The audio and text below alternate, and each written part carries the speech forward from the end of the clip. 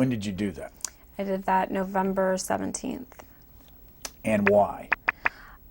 They were going to occupy and shut down Wall Street, and I felt like it was a perfect opportunity to go there and capture that moment.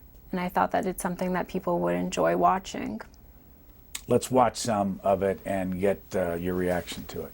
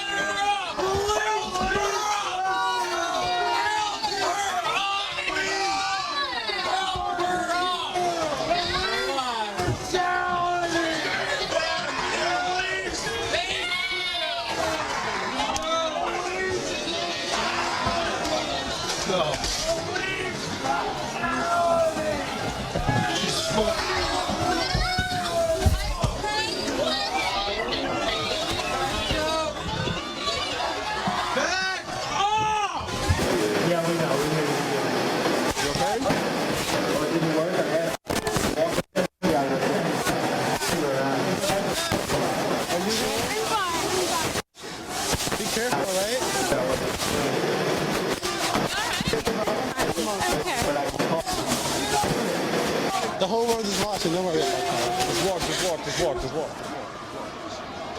I'm fine. Make sure she's alright. Just keep walking, keep walking.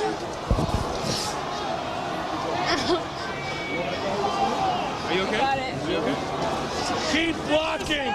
No! Keep blocking! Just hop on the sidewalk, hop on the sidewalk. Go over there. Keep blocking! Walk here, stay here. And police just shoved me down. You all right? I wasn't even doing anything. You all right? He shoved me up against the taxi. That's brutality. That's what's happening. Did you record that? We need to put this on Facebook. So, what's the point of all that? What were they doing with you? Why were you emotional about it?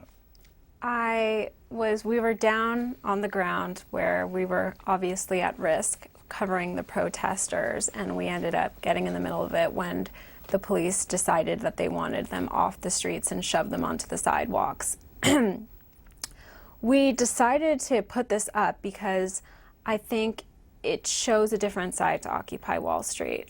Before I went to Occupy Wall Street, I thought that these people were violent. I mean, that's what I saw on news. I mean, these people are horrible. You read all these things that they're raping women, they're violent with the police officers. But when I went there, these people were so kind, and they were not violent at all. It was the police officers that were the aggressive ones. They were the ones instigating the violence.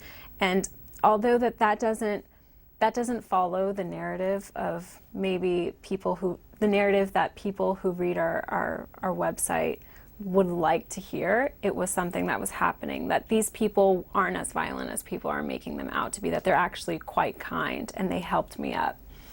And also, I think it's interesting that the guy says, let's put this on Facebook, because it shows that with this new internet world, one voice, my voice, anyone's voice, can be just as loud as the New York Times or the Washington Post. You can just put a video up on the internet and it's distributed globally. What had happened to you? You're right in the middle of that. We can see you there. Yes. And you're down on the ground at some point. How did that happen? I mean, who was pushing you down? The police officers. My camera girl and I were in front of the protesters as they were marching down the street, and we were getting footage of them marching down. And at that moment, the police officers decided, oh, okay, well, we don't want them on the street anymore. Let's just shove them back into the park. And so they came with batons, and I ended up just getting in the middle of it because I couldn't move. There was a car in front of me, and there were cops around me and protesters, and they wanted us to get on the sidewalks, but the sidewalks were completely filled with people.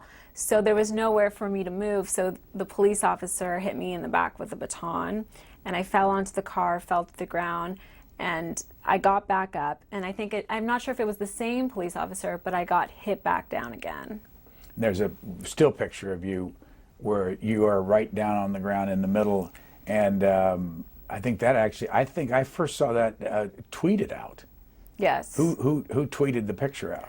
I tweeted the picture out. I was instantly, it went up on the Daily Mail, and my boyfriend called me and said, hey, you know, are you okay? I saw this photo on the Daily Mail, and I just got it off the Daily Mail's website. You're talking about the London Daily Mail? Yes. And I tweeted it out, and then people started retweeting it all over. Explain the tweeting, retweeting, and all that to someone that says, oh, I don't know any of that stuff. What is it? Okay, so you can write, I think there are only a certain amount of characters that 140. you can... 140, yes.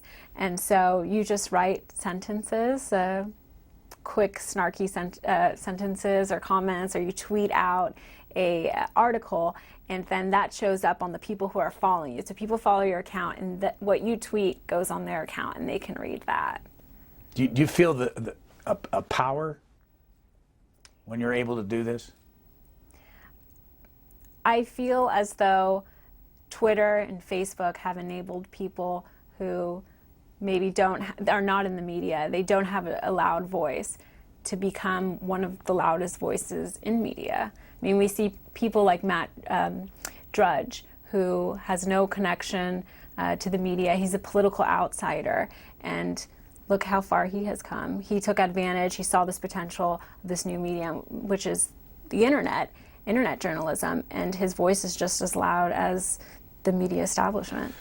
How is it that the Daily Mail of London used the twit pic that you sent out, the picture of you, and that your boyfriend, where does he live? He lives in Los Angeles. How did he happen to be looking at the Daily Mail? He writes in Hollywood. He's a comedy writer, so he's constantly reading the news, and it's just one of the websites that he goes to. And it was on the front page when he got there. And why did the Daily Mail have to ask your permission to use it? No. A European photographer was at the protest, and he took the photo of it.